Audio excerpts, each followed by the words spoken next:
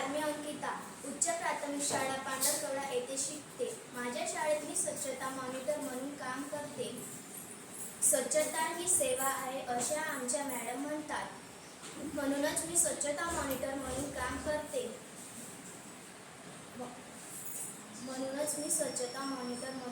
करते. माझ्या शाळेच्या समोर मंदिर आहे. बरेचसे लोक मंदिरात पूजा करायला येतात. येताना नारळाचे टोकर तिथंच फेकतात.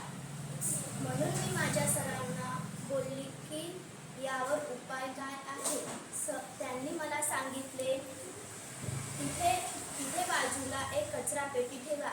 म्हणून आम्ही मैत्रिणी तिथे बाजूला कचरा पेटी ठेवले.